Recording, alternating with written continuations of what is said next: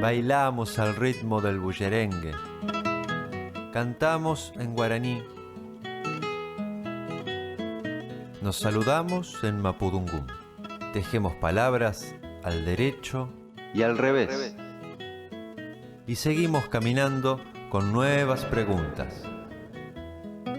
¿Cuántas formas de decir quiénes somos? De pueblos y caminantes. Ya se viene el contrapunto, presten toda su atención, arranque con su razón, yo lo escucho atentamente, pa' cantar sencillamente lo que dicte el corazón. De pueblos y caminantes. Pensamos que la cultura viene a ser la levadura del pan de la libertad. Pueblo con identidad no vive en la noche oscura. Me importa más de dónde vengo que el saber pa' dónde voy. Provincianía. Eso que le decíamos, ¿cómo venía llegando de a poquito Julio? Bueno, ahí ahora sí está llegando, ahora sí. Hola, bienvenido. Hola Lila, hola, ¿cómo están? Hola. ¿Cómo están ustedes? Hace como un mes que no te escuchábamos. Sí, viste, bueno, hoy se habló bastante de las temporalidades, así que un mes puede ser mucho, puede ser un ratito. ¿No? Sí, y en este rato que nos vas a traer una recorrida que tiene mucho de ir y venir de las mareas, así como las temporalidades, va y viene desde el Mar del Tuyú, le dicen, ¿no? Los pagos del Tuyú, ¿cómo se lo acostumbra a nombrar? Los pagos del Tuyú. Sí. La columna de hoy va por ese lado. ¿Ah, sí? No sigue un trazado así situado como en otras veces, Ajá. sino va a hablar del pago. Pago viene de una palabra latín, pagus, que quiere decir un territorio, una comarca bien definida, una comarca rural, y que puede estar caracterizada por la lejanía con los centros de poder o con algún centro espiritual o religioso. Y es una palabra bastante usada en el ámbito rural, en América Latina, en Argentina, en la provincia de Buenos Aires. Así que le vamos a dar ese tono de pago como un territorio al que accedemos de a poco o al que nunca tal vez logramos acceder en su totalidad, pero del cual conocemos algo. En este caso, son los pagos del Tuyú. Vamos a revisar un poco de dónde viene esto del Tuyú y cuál es su entidad geográfica. ¿Qué te parece, Lila? Aquí estamos conociendo. Vamos por Chivanos. ahí. Bueno, para que el oyente se ubique bien, este lugar del que estamos hablando está en la provincia de Buenos Aires y se recorta al sur, digamos, el punto sur de la bahía de San Borondón, esa boquita de pescado que tiene la provincia y que tiene particularidades, singularidades que le son propias. Comprenden, desde el punto de vista de la división política, comprende los partidos de General Lavalle y de Tordillo, cuya ciudad principal es General Conesa. Otro hito que hay allí es San Clemente, la Punta Rasa, que es una reserva natural muy, muy conocida. Y interesa de esto que es un territorio que contiene variantes. Por ejemplo, tiene una ría que desemboca allí, en ese lugar tan particular que es el juntarse del océano, del mar Atlántico, del océano Atlántico, con la desembocadura del río Paraná. Allí podríamos dar que se da esta particularidad de un encuentro entre aguas distintas, pero que conviven en un límite desde el fondo de los tiempos. Es Bahía de San Borondón, la ría de Ajó y el mar. Digamos, ahí hay como esas tres ejes que lo definen. Un lugar de médanos, dunas, la tierra es arenosa, con algo de sal, se convierte digamos, en el movimiento de las mareas, se puede apreciar, sobre todo sobre la ría, cuando baja, un territorio de cangrejales, lodos oscuros. Y por otra parte, hacia adentro, como viniéndose ya para el sur de la provincia, es un lugar de estancias de antiguos vaqueanos, de pobladores rurales y costeros, que con la historia, con el tiempo, han ido variando en sus actividades, en sus particulares culturas. Yo me hago la imagen, la idea que es como un territorio que tiene como rugosidades, pliegues, que se definen por eso, justamente por esta convivencia entre agua dulce, salada, río, mar, vida rural, vida costera, la estancia, las pulperías, los relatos gauchescos, las viejas mitologías. Y después, y con el tiempo, y después fueron emergiendo los pueblos que hoy conocemos, y que son estos pueblos de la costa que tanto se visita y se recorre. Así que vamos a hacer una pequeña historia, un raconto histórico, si te parece. Algunos hitos que marcan el comienzo de esta zona, siglo XIX, es, digamos, el dar nombre ya, por ejemplo, ¿no? Es Tuyú, Tuyú, es un vocablo guaraní que significa barro o lodo blando, ¿no? El primer partido que se creó ahí, en realidad la primera territorialidad, es la creación de Rincón de Ajó en el año 1839, en época de Juan Manuel de Rosas, que, digamos, se levantó desmembrando una antigua estancia de los Monsalvos allí, pero que mostró ya una evidencia de presencia de territorialidad, que es un concepto que habla de apropiación, de presencia humana, de un sesgo tal vez, no digo diferencial, complementario al de los pobladores originarios, que también, por supuesto, tenían una territorialidad, pero aquí con lo institucional, con lo estatal, esa territorialidad se necesitó marcarla en un mapa. Pero bueno, vale decir que como es, ahí hay una antigua territorialidad. Ese partido de Rincón de Ajó en 1891 se cambió de nombre por el actual, que es General Lavalle. Allí hay, claro, viste, fue... Claro, esto de quitarle la identidad al lugar, en definitiva, para ponerle identidades que tienen un sentido de tapar lo colectivo para dejar la marca, una marca oficial, ¿no? Y militar, en este caso. Un sello, una marca, una marca a fuego. Es la imposición de una identidad falsa, ¿no? Porque la verdadera identidad venía de esta construcción más antigua. El tuyú o el tuyú nomás, así a secas. Bueno, en esa zona, como estamos mencionando, ya a comienzos del siglo XIX se desarrollaban estancias con un circuito, obviamente, a su alrededor, o entre estancias de pulperías, pequeños negocios de intercambio, ganado, la ganadería. Lo vamos a resaltar esto de la ganadería y de los vaqueanos en la ganadería y de los arrieros, porque eso está muy impregnado en la cultura y en el mapa cultural que queremos hacer. Rinconadas, una zona de ríos, aguadas. La Rinconada, si me permitís una digresión más histórica, conceptual, es como parte de las fuerzas productivas de la ganadería de entonces. Porque esas rinconadas hicieron posible, por ejemplo, las primeras reuniones de enormes cantidades de hacienda para obtener de ellas productos muy básicos. Era como un lugar donde poder contener al ganado, ¿no? Y tenerlo seguro y alimentado. Zona de muchos vientos, ¿no? Debe ser una zona de muchos vientos. Sí. Zona de saliente de la costa. Ahora, no sé si lo explicaste, pero para mí, viste que cuando nos saludamos en el inicio de la columna, te dije, se debe decir Mar del Tuyú. Estamos hablando del mismo lugar, ¿no? Bueno, el Mar del Tuyú es el costado marítimo. Claro. Pero viste que dijimos que es varios partidos están. Una zona, un pago que, claro, tiene el río por un lado, esa frontera, porque no, digamos, el choque de aguas no es es un vidrio que se pone de un lado y del otro, sino que hay ahí un fluir permanente Claro. que se modifica con las mareas, que incide sobre las mareas, que incide en el bioma del lugar muchísimo. Como la realidad misma.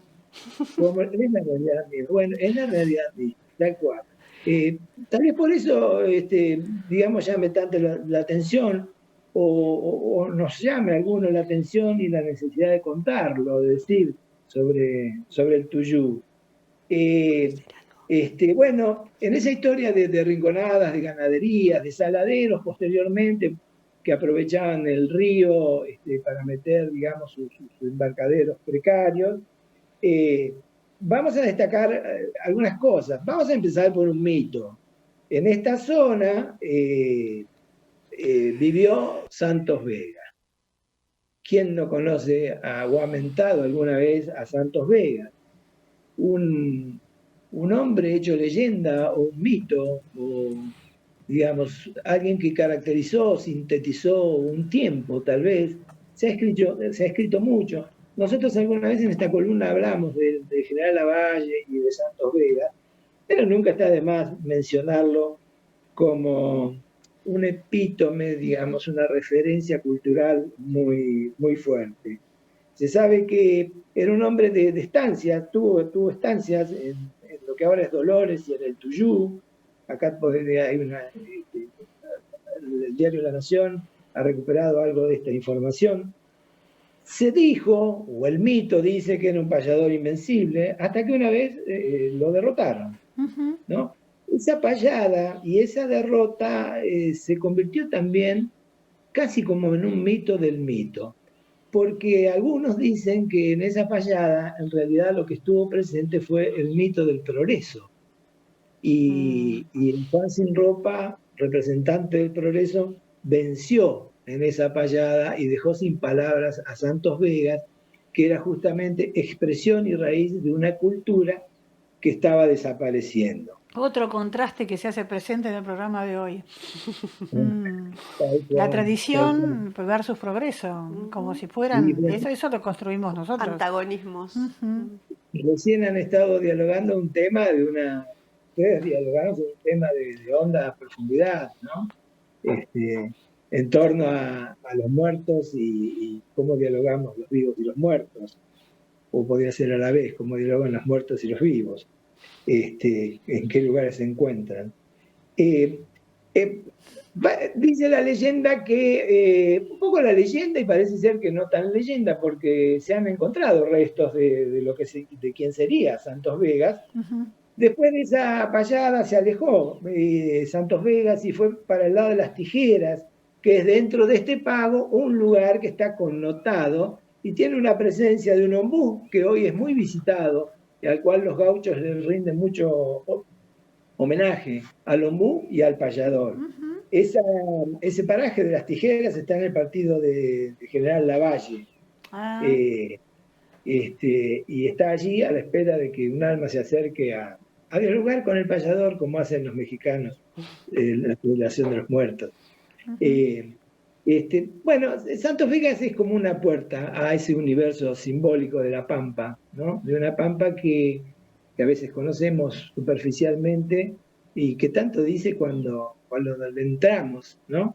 Porque esta Pampa es una Pampa que se mueve, no es una Pampa estática, la del sur, por ejemplo, sino que tiene todos estos flujos geográficos, culturales, económicos, y también poéticos, porque Santos Vegas es la encarnación del canto del sur, de la cultura musical del sur pampeano.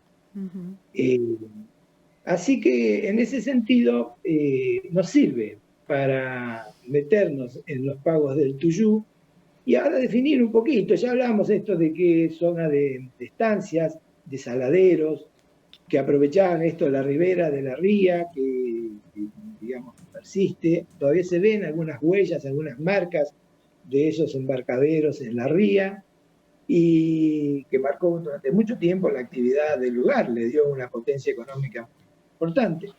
Con el tiempo, este paisaje se fue transformando, apareció una demanda distinta, la demanda turística, la creación de localidades costeras, como sabemos, San Clemente, Mar de Ajó, Santa Teresita, Las Toninas, digamos, esto es muy de la segunda mitad del siglo XX.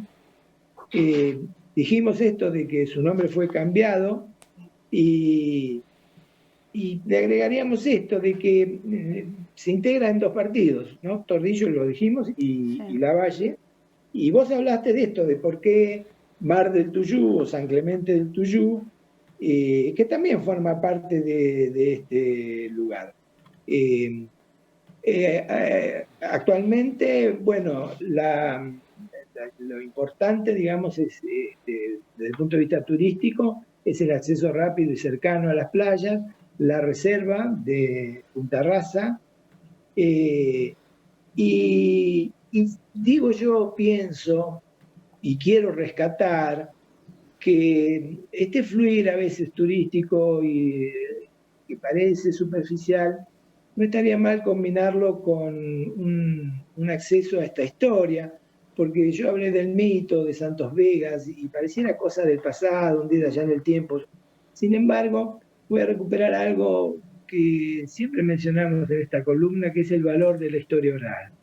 Porque esta historia se mantiene cuando uno está entre las gentes del lugar y aparece en el museo, aparecen relatos recientes, se transmite de abuelos a nietos, y esa pampa sin alambrados, sin divisiones políticas, sin las marcas de la propiedad, revive en cada relato, a veces en cada encuentro de esos almacenes rurales, de esos lugares en que se produce la sociabilidad del hombre de campo.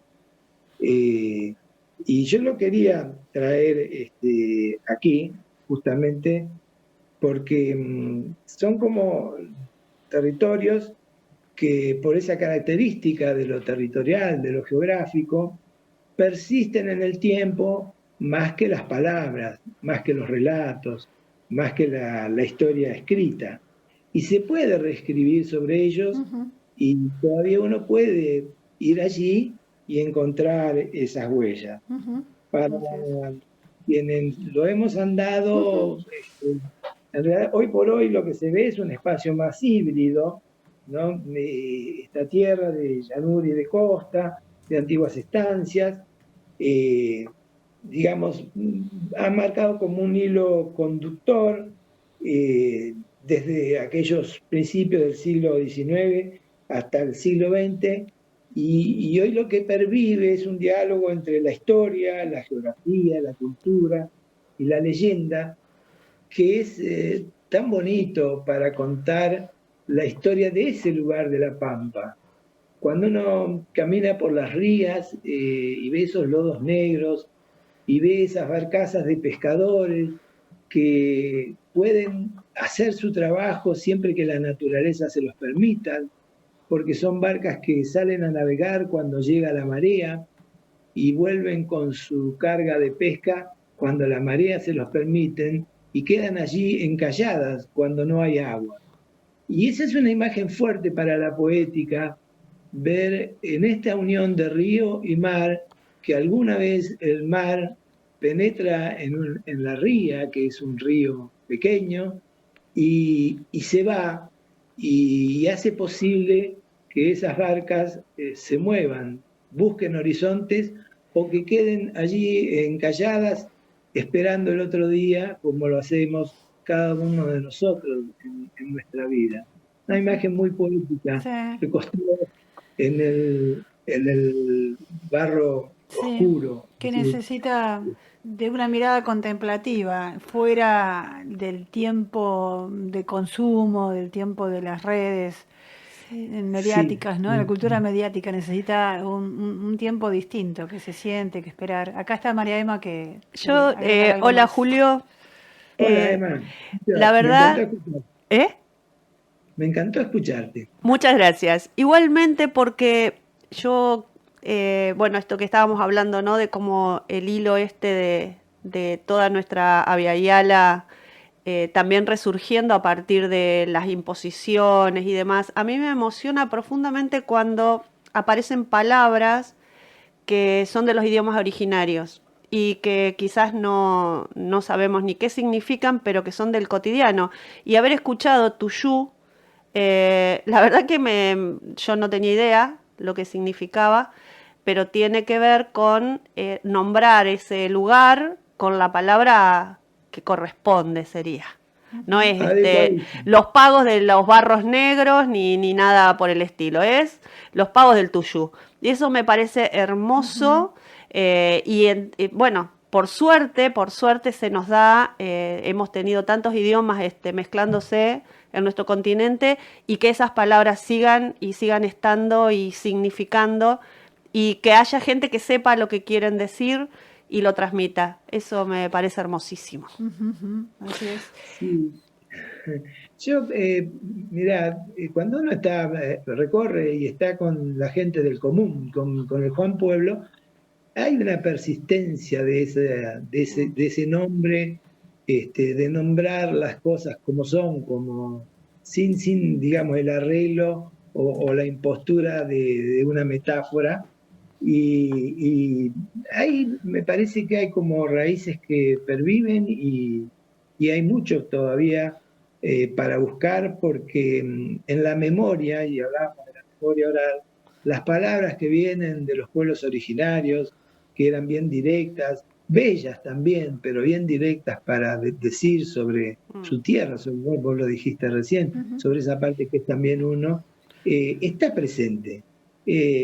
Me parece que con el tiempo la imposición dominante, que ya lleva más de 100 y pico de años en el campo de la cultura, se va resquebrajando y va a dar lugar a recuperar mucho de este acervo. Mientras tengamos espacios y personas que se decidan a hacerlos visibles. Sí. A hacerlos visibles. Sí. No, esto de parar y dejar la sorpresa, el asombro. ¿Por qué se llamará así? Una palabra que si no hubiera sido escrita, si no hubiera sido registrada en la escritura, hubiera seguido transformándose. También. Porque la lengua es viva, ¿no? Sí, totalmente. Julio, también nos deja otro sentido acá, cimbreando en el estudio de Radio Futura, que sí tiene un presente. Lo que es leyenda, dicen que la leyenda es un hecho que realmente existió y que con el tiempo se fue transformando, dimensionando, tomando nuevos sentidos. Pero yo creo que Santos Vega, en aquella payada de 1824, en que estuvo de contrapunto con el mismísimo diablo, sigue estando vivo y muy vivito acá en la Argentina. Y el diablo sigue metiendo la cola en el presente y en el futuro de nuestro país. Sigue, sigue estando, sí. Y sigue estando y se cambia de ropaje. Y que a mí me parece que la imagen del diablo no era tampoco algo tan aferrado en las comunidades originarias como apareció a partir de la conquista. Así que lo trajo la conquista católica, sí. Trajo la cruz con la espada. Sí. Julio, qué forma de terminar. Empezamos con contrastes y qué es lo que está por debajo, que nos viene circulando desde hace varios programas. Vamos a hacer una despedida formal con la musiquita que caracteriza tu columna, pero no te vayas. Bueno, acá estaremos, con mucho gusto. Provincianía es el color del pavo, quien no lo siente no tiene arraigo, con mate dulce, con mate amargo, de sur a norte con guitarra y canto. De pueblos y caminantes. Caminando por el mundo se ven ríos y montañas, se ven selvas y desiertos, pero ni puntos ni rayas.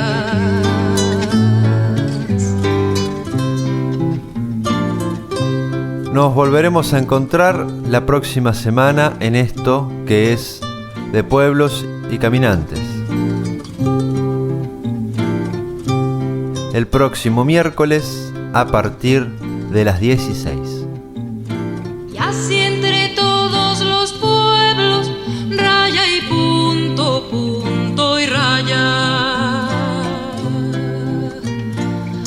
tantas rayas y puntos, el mapa es un telegrama.